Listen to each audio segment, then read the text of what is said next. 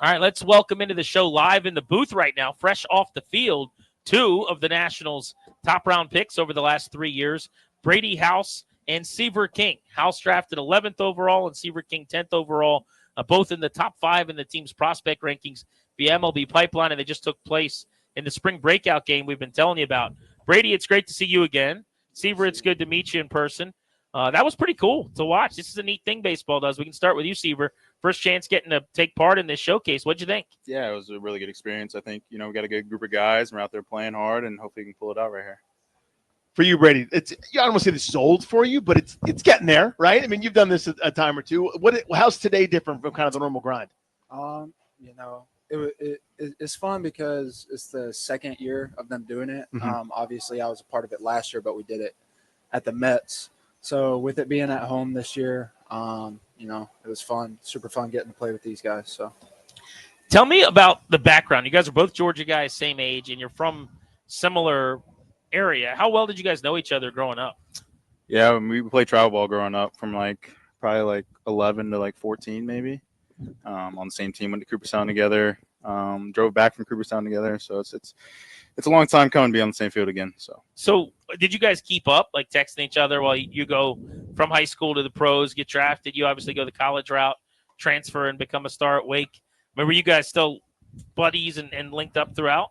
Yeah, of course. I mean, as soon as he got drafted, I texted him, and of course, I was on the road actually, and I was watching the draft on my phone, and to see that pull up on my phone was kind of cool. So yeah, I definitely was happy about that decision and excited that we get to come back and play together, because we played together at a young age, and then kind of as we got older, different schools and all that, so it kind of took us away from each other. Seaver, what was that moment like getting drafted?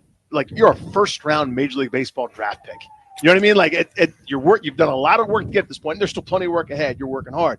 But what was that kind of validation moment like? And, I went to college, and I was like, all right, I'm just going to do our 4 years and, go get a job. And then, it all just changed so quick. So, it was a crazy moment. But I try not to look back on it. I have, higher, bigger goals. So it was a good night. Enjoyed it. Had a fun time. But then, wanted to get to work and get better and hopefully get to the big league soon. So, the voice of Wake Forest product, Seaver King, couple of 21-year-old top 5 prospects for the Nationals in King and Brady House joining us here on Grant and Danny live from West Palm Beach. All right, let's do this. I want you to you've known each other since you were kids. Give us a scouting report on each other. So, Seaver, you go on Brady first. What impresses you?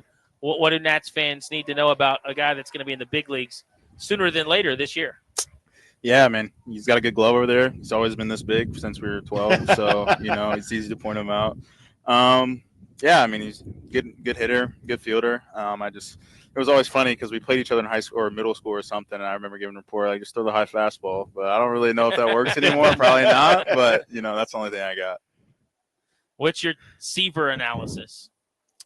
I'd say for me, it's pretty impressive that he can. I watched him play in college. I love watching college baseball on my iPad. The dude gets up there, can go for extra base hits, but can also put them out oppo, poolside. So yeah, pretty impressive to me. So Seaver, just similar vein, asking you about Brady. There've been a bunch of guys going to games for all these years. When you watch some of these stars, these prodigious home run hitters, there's a different sound sometimes. And exactly, you're nodding your head. You know exactly what I'm talking about. That the ball makes off their bat.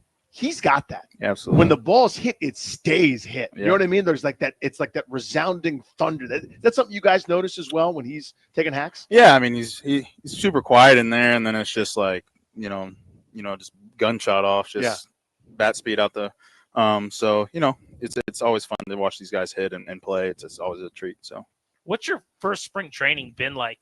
It's weird getting down here. It's our second day, but there's just so much going on. I don't think fans really get the amount of rings in the circus, so to speak, the backfields. And we're walking by one of the fields today, and Jake Irvin, who I just watched throwing a big league spring training game a couple days ago, is throwing a sim game and he's throwing against a minor leaguer, but then Josh Bell's in the box. There's so much coordination.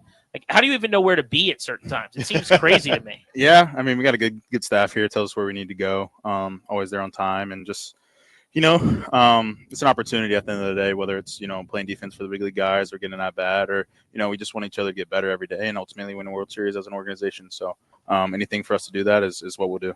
Brady, what advice have you given to Seaver or some of the other younger guys that are trying to, climb the ladder and looking up at you as you're getting really close?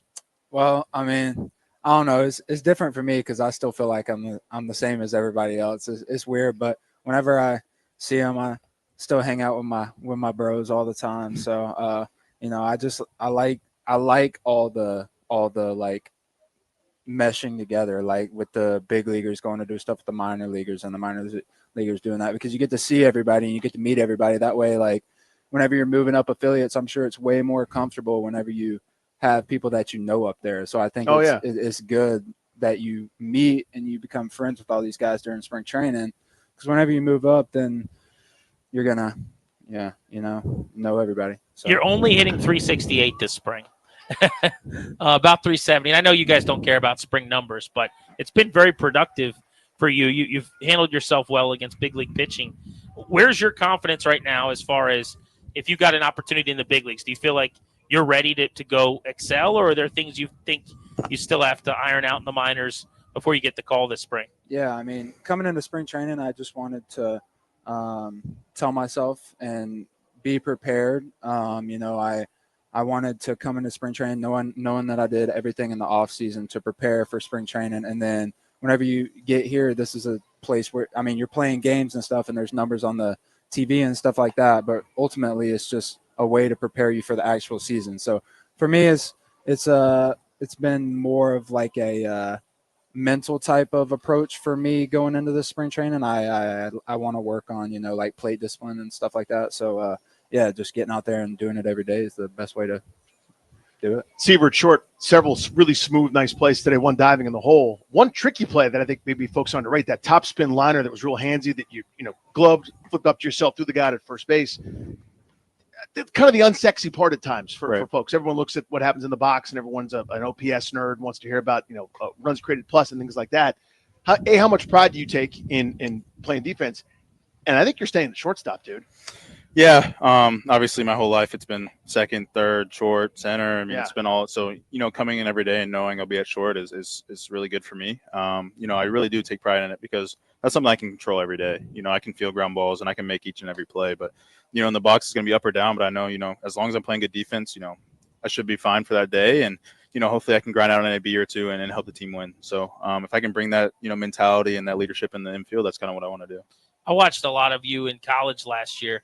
I mean, you seem to have put on a bunch of muscle over the offseason. How much weight did you put on? Yeah, I got up to about 220. What did you play at last year? I played at like 195-ish. Wow. Okay. So I'm hoping not to play at 220, but just get up and kind of see how that plays. And is that because you're going to lose weight as the year goes on, or? Well, I mean, I've always had trouble gaining weight. So, when it kind of comes in bunches. So kind of getting up there, just kind of seeing how my body feels, seeing if, I'm still quick in the box or all those things, and kind of finding the right weight is kind of what we're tinkering with. And how have you felt like seeing you move today? It's so natural, but with all that extra muscle and weight, like how has it affected positively, negatively, whatever at short?